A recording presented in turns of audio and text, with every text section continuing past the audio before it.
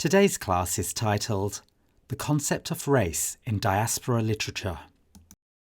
We will attempt to answer 3 questions. First, what is race? Then, how do diasporas view race in their literature? And third, how does diaspora literature challenge common ideas about race? All right, let's start with our topic today, the concept of race in diaspora literature. Now, imagine a vast spider web with its centre in one place, say a country, and the threads stretching out across the world, connecting to various corners of the globe. This is similar to how diasporas spread, with people from a shared heritage moving out and settling in different parts of the world. The image on this slide gives you a visual clue. It's a world map with lines crisscrossing from one point to various others. These lines represent the movement of people, diasporas. Diaspora literature captures the voices of these dispersed people. It's like reading a letter from a friend who's travelled far from home and is sharing their experiences. This literature is filled with stories, emotions, and perspectives of those who've moved away from their homeland. And central to many of these stories is the concept of race. Think of race as a painting. From afar, you might see broad strokes of colours, blues, reds, and yellows. But as you get closer, you realise that each broad stroke is made up of many shades and tints. Similarly, the concept of race is not just about broad categories like black, white, or Asian. It's nuanced, varied, and deeply personal. As we delve into this topic today, we'll unpack this painting of race in diaspora literature, exploring the unique shades and tones that these authors bring to the canvas. And just like art, this literature offers us a chance to see the world from different perspectives, to step into someone else's shoes, and to challenge our own perceptions. Race seems like a simple concept. However, many people get it wrong. When we talk about race, what comes to mind? Maybe you think of skin colour, or perhaps certain facial features or hair types. The image on this slide presents a collage of diverse human skin tones. Each hand belongs to someone unique with their own story. It's like looking at a garden filled with a variety of flowers. Each bloom has its own colour, shape, and size, but they all belong to the same garden. Now, in its essence, race is a way we categorise humans based on these shared physical or even social qualities. But here's the twist.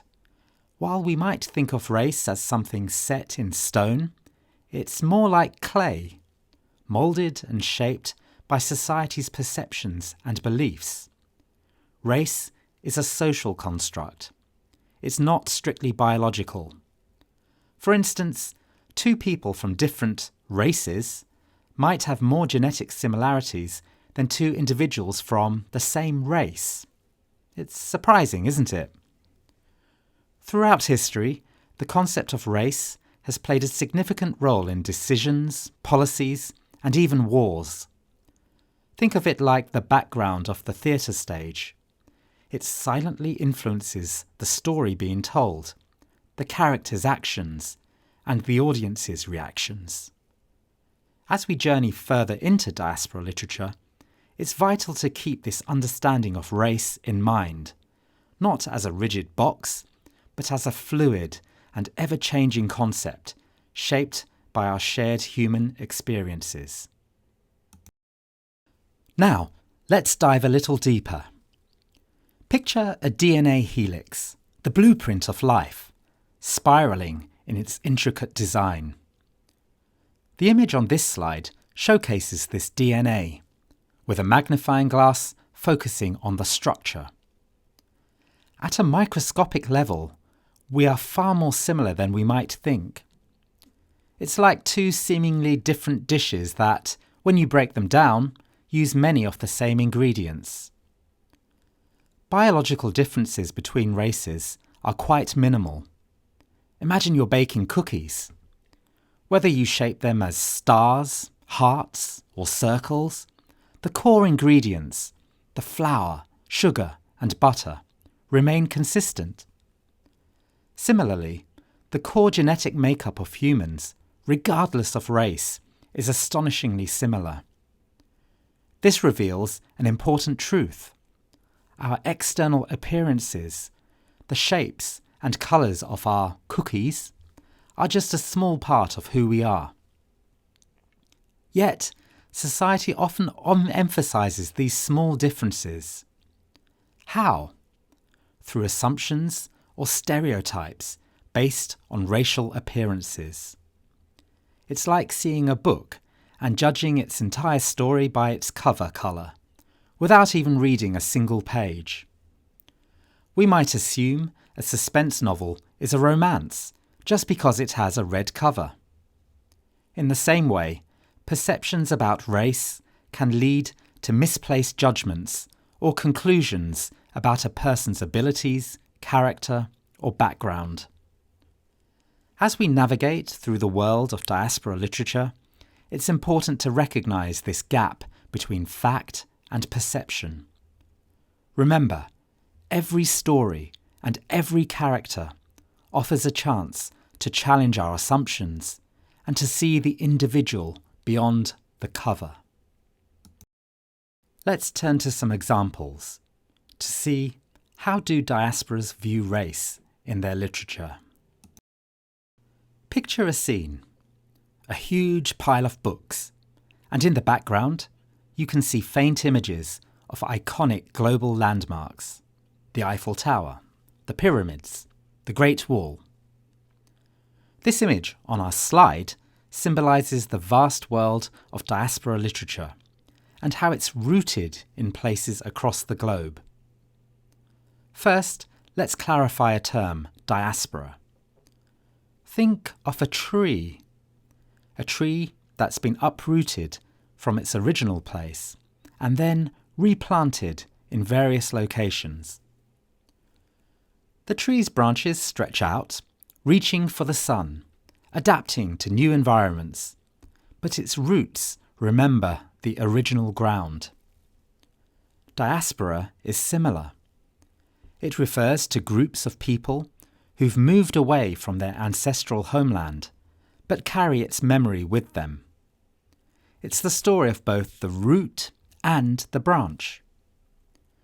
Diasporic literature is like a letter from these branches, reflecting on their experiences.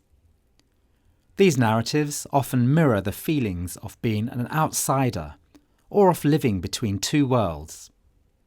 Imagine wearing a pair of glasses that lets you see two landscapes simultaneously, the rolling hills of your homeland and the bustling streets of your new city. That's the dual vision many diasporic authors write from. Race, in this context, becomes a significant theme. It's about identity, about belonging, about reconciling the past with the present. For diaspora writers, race isn't just a label, it's an experience, a journey. And through their words, they invite us to join them on this journey, to understand the nuances of race from their unique vantage point. Imagine a person standing at a crossroads. To their left is the familiar path, reminiscent of their homeland, filled with memories and traditions. To their right is a path bathed in the light of the unknown, representing the new world they've stepped into. This highlights the pivotal choices and experiences faced by individuals in diaspora literature. Many stories from the diaspora delve deeply into personal experiences of racism, discrimination, or prejudice. Imagine you're at a grand masquerade ball where everyone wears masks. Some masks are celebrated and admired, while others are ridiculed or ignored. In the world of diaspora literature, these masks can represent racial identities. Characters often grasp with the mask that they wear, the judgments passed because of it, and the longing to be seen for who they truly are beneath it. Moreover, many characters in these stories wrestle with a feeling of double consciousness. It's as if they're standing in front of two mirrors, seeing two versions of themselves. One mirror reflects how they see themselves, rooted in their cultural heritage and personal experiences. The other mirror, however, reflects how the world, or their new home, perceives them, often influenced by stereotypes and biases. This duality, this tug of war of self-perception versus external perception, forms the core of many diaspora narratives. By diving into these stories, we get a front row seat to the internal and external battles these characters face. We witness their joys, their struggles, and their pursuit of a place where they truly belong. And through their eyes, we're challenged to confront our own understandings and misconceptions about race. The Namesake is a poignant tale penned by Jhumpa Lahiri, and it serves as a compass guiding us through the intricate maze of diaspora experiences. It's akin to reading a traveller's journal, one that documents not just the physical journey from one place to another, but also the emotional and psychological journey that accompanies such a move. The novel focuses on the life of a young man named Gogol Ganguly.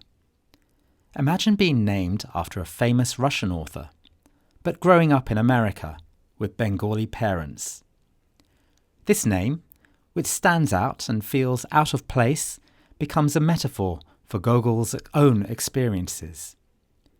It's as if you had a unique key, but you're constantly searching for the door it's meant to unlock.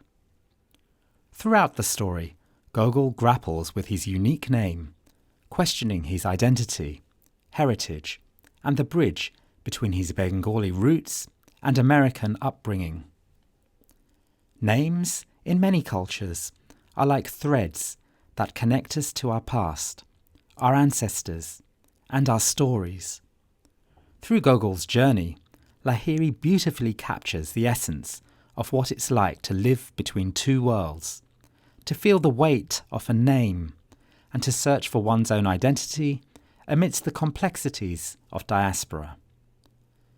By exploring novels like The Namesake, we gain insights into the nuanced layers of race and identity in diaspora literature, allowing us to appreciate the multifaceted nature of the human experience. Diving into Americana, we embark on a journey with Ifemelu, the central character. Her narrative is akin to a river that starts in Nigeria and flows into the vast ocean of the American landscape. Along its course, it carries with it the sediment of memories, experiences, and challenges, enriching the waters of the new land.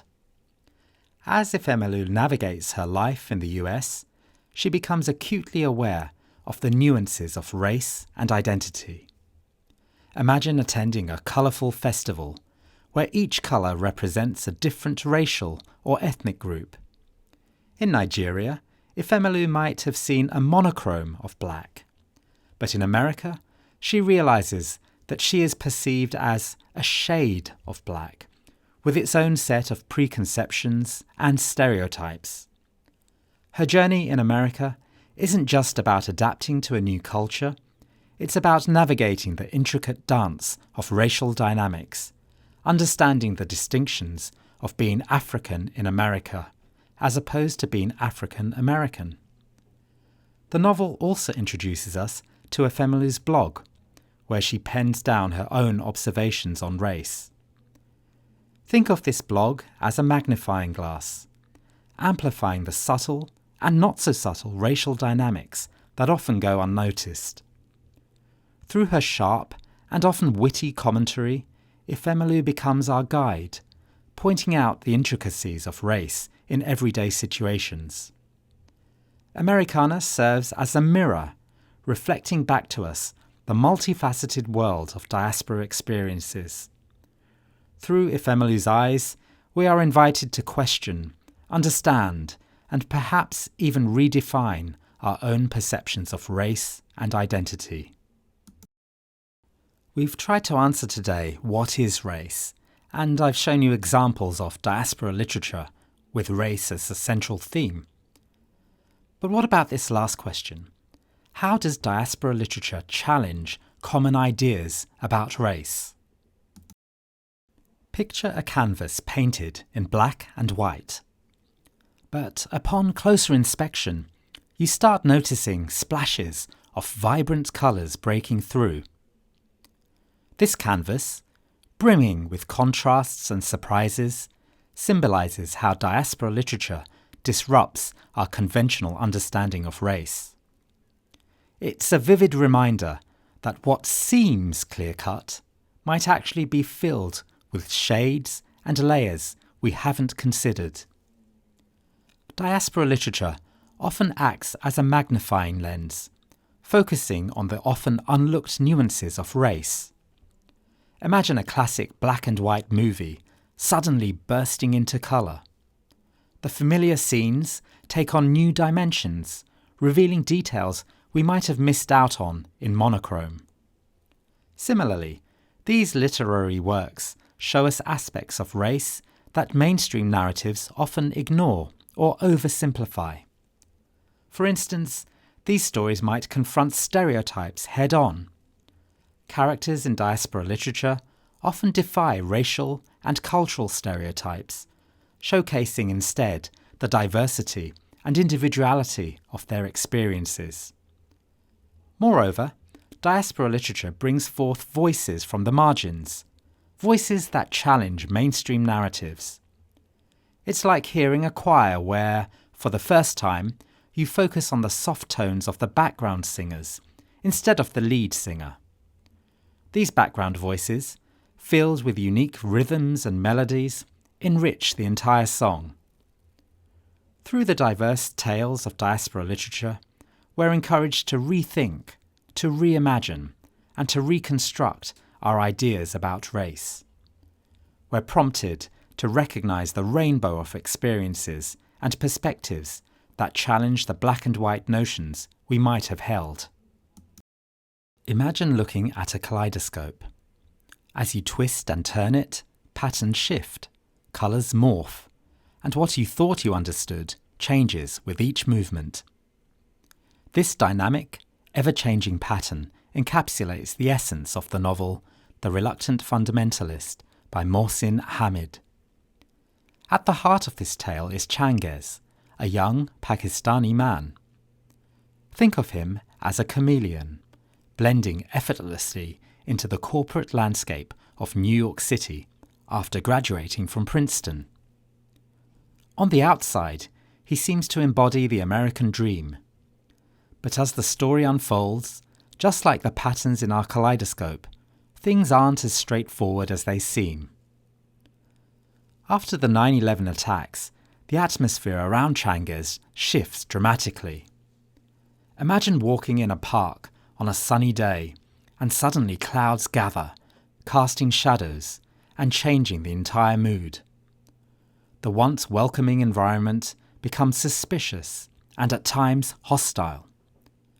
Changez, with his beard and South Asian appearance, finds himself caught in the crosshairs of racial profiling.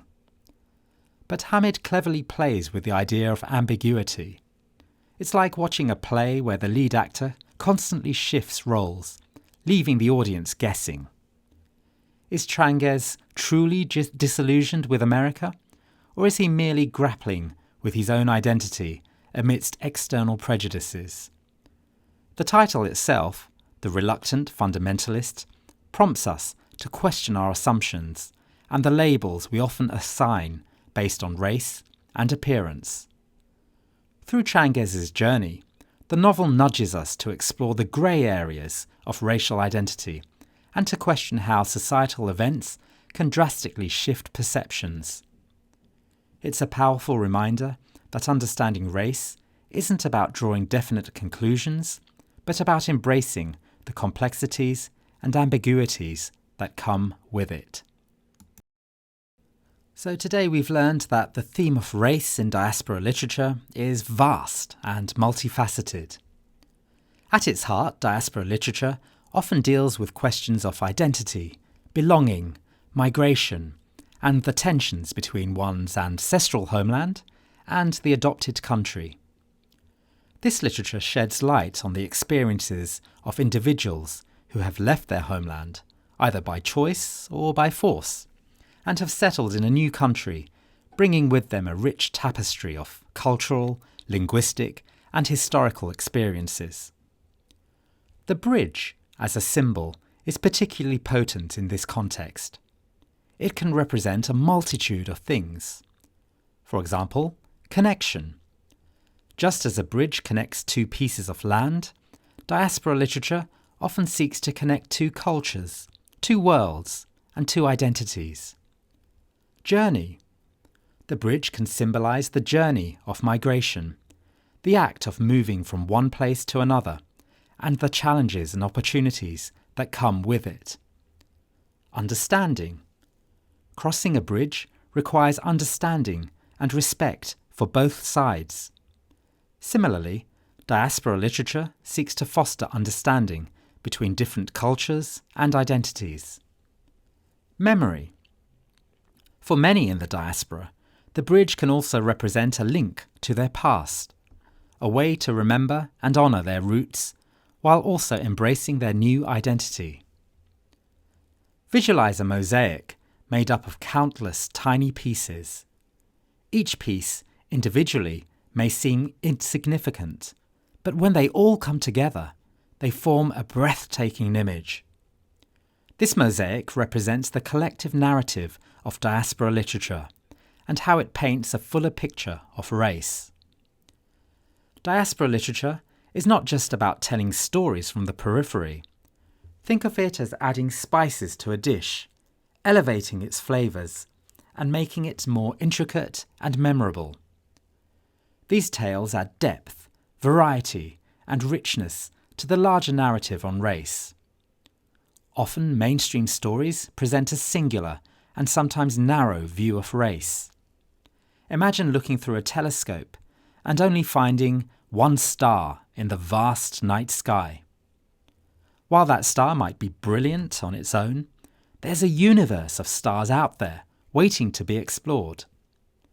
Diaspora literature brings our attention to these other stars, expanding our horizons and showing us the magnitude of experiences tied to race. Moreover, these stories break down barriers.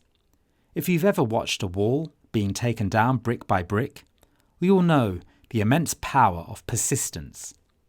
Similarly, each story, each character, each conflict in diaspora literature chips away at the walls of stereotypes, prejudices, and misconceptions.